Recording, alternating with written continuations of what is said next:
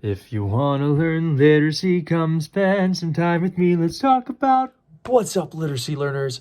We are here for our fifth and final day of the 5 days of literacy. And I'm so excited. We have one more final question, if you haven't guessed, from our favorite subscriber, Dr. Lewis. And Dr. Lewis's question today is for two different disciplines: language arts, history, science, and/or mathematics. Describe at least 2 reading and 2 writing tools and/or strategies for each discipline. So 8 total. So 2 writing tools and 2 strategies for each one that you would use to support all students, including CLD learners, to learn and use disciplinary-based literacy and language practices. So when we talk about CLD learners, we're talking about culturally and linguistically diverse learners. So catering to all the students within our classroom. How are we going to provide them with effective reading and writing strategies? So I'm going to be talking about math and English because I'm actually double majoring in math and English. So these are both my wheelhouse. These are both subjects that I love. So thinking about 2 reading tools for English, I think the first one that kind of comes to mind is independent reading. There was in one of the chapters a quote that said, "This is how you best build fluency in a language." Thinking about culturally and linguistically diverse learners, allowing them to practice language at their own pace, and also at their own level too. So reading, you can kind of pick, if you remember from like different classrooms, you have like reading levels, or like you can read a certain book if it's at a different level, but not necessarily using that kind of approach, but having books that a student can pick up that are at different levels. So if one's a little tough, they can pick up something that's a bit more accessible to them to build that fluency. And you can also pick engaging books that appeal to student interests, but really just allowing a student to study the text by themselves is very, very helpful for them. It allows them to explore it on their own. And another reading tool, aside from reading books, is we read a lot of textbooks in school. So kind of the other strategy for reading is textbook organizational patterns. So thinking about, all right, how is this textbook set up?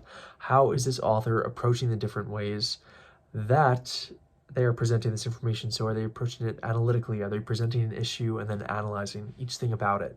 Are they presenting it in a cause and effect format? We can expect, here's a cause, and then the effect will be right after. Is it being presented in a compare and contrast method? So there's all these different ways that they can kind of set up their arguments within the text. And when we kind of predict and guess what that next thing is going to be, it helps us as readers be a bit more engaged.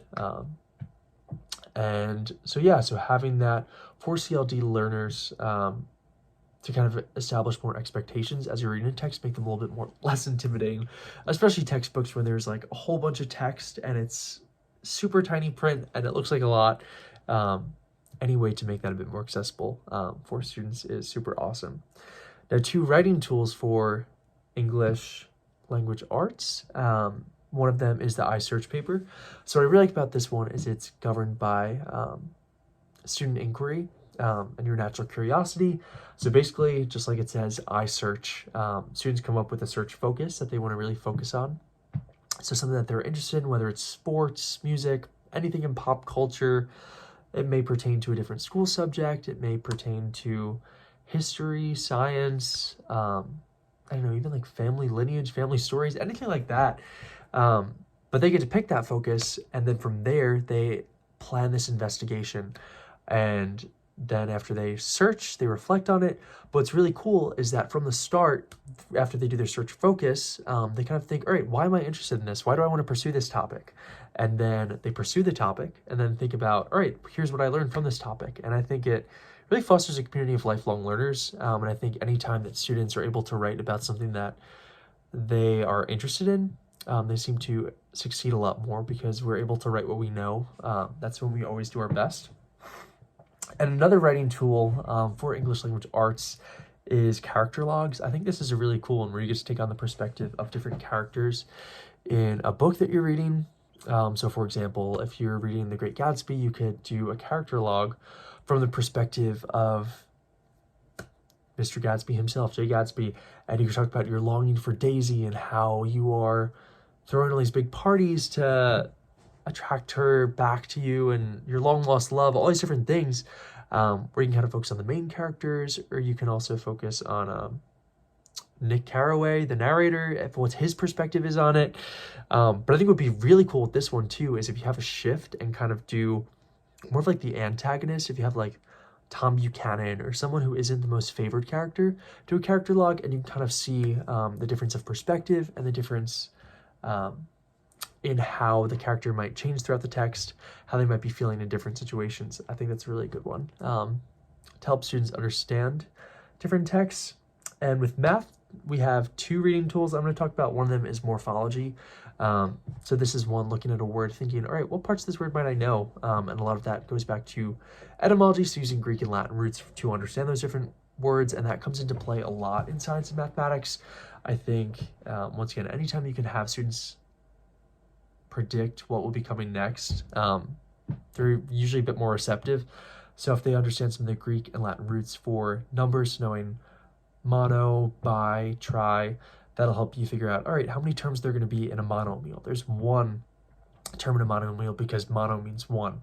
A trinomial will have 3 terms because it has tri, which means 3.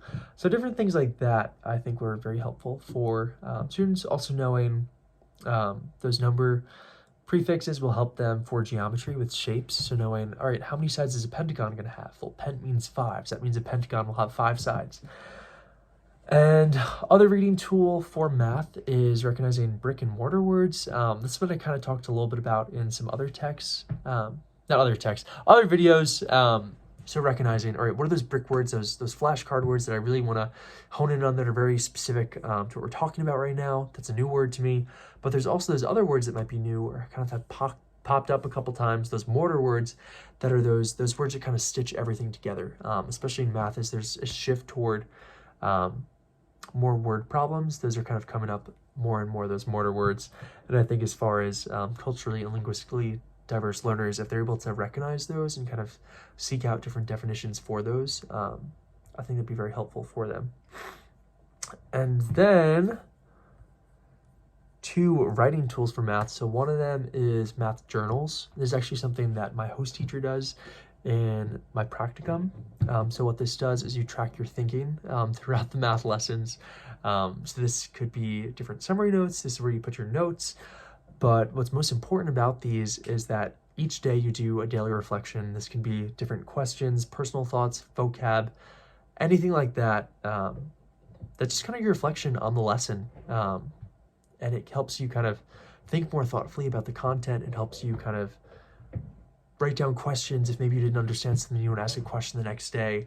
If you have personal thoughts, a way of remembering a certain strategy, or for example, if completing the square, if you think, all right, it's the ABC method because we have all the A, B, and C coefficients that we always use in the examples.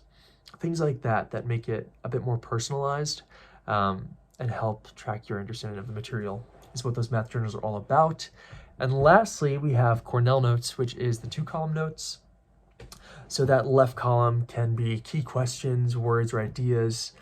And the right column would be like note-taking from texts and lectures. I think this is really helpful, especially in math when we have a lot of diagrams. Having one side with the diagram and having the text right next to it that kind of explains the different parts of the diagrams, whether it's a triangle, different shapes, graphs, all the different things. That's one of the things, Cornell Notes, that helped me understand math a lot more, is I had a math teacher who did Cornell Notes, which is just visually a bit more accessible for students, and they used colors with it as well. So having one side be one color and one side be a different color, so that you're able to kind of remember, this was in green and this was in red. So kind of tracking concepts in colors as well was super, super helpful. And yeah, so those are all our different strategies. So we talked about 4 for English language arts and 4 for math. And hopefully you can kind of try out those different strategies to improve your literacy and language practices. And I hope you enjoyed this video. And I hope you have a great night. Thank you again. It's been a pleasure for the 5 days of literacy. Thank you, Dr. Lewis, for all your questions. Good night.